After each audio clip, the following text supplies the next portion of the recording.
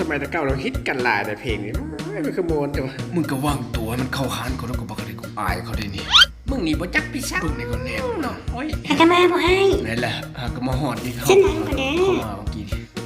มึงทากูอยู่เดียวจัง เอ้ามึงจะไปเชื่อเลย ทาจนแล้วกูไปขี้ ไปเด้อไอ้คิดฮอดอดีตเก่าเด้ ห้องน้ำไปทั้งเรือวะคนหลายตัวทางนี้บอก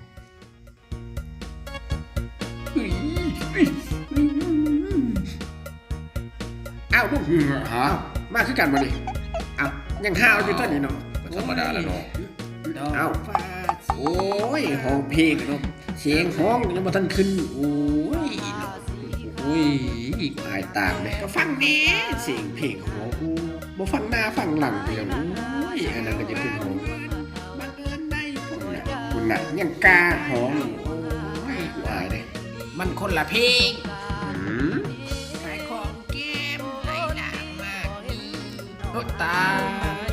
แบบนี้โอ้ยเนาะห้องน้ำไปทางเรือวะโอ้ยมาหลายห้องหลายอย่างแต่ว่าไปทางเรือไปทางนี้ก็แล้วกันโอ้ยหลงทาง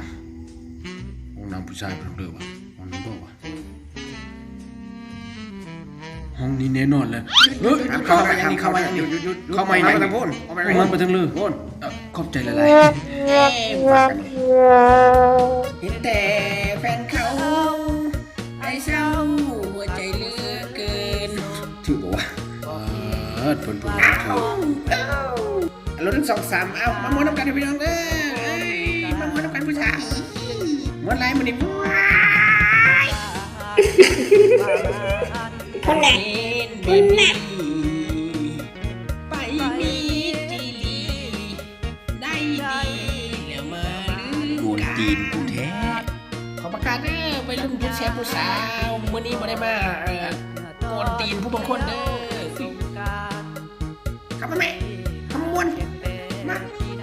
เนี่ย เสียงคุ้นๆว่ะเสียงเพื่อวะโอ้ถูก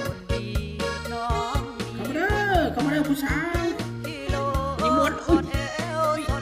งได้ดังใจต้องการ ตายแล้วปะเนี่ย บักดำเป็นยังกำลังม้วนอยู่บักนี่ ยวนมีแต่กระเทย เพื่อ เข้า สิ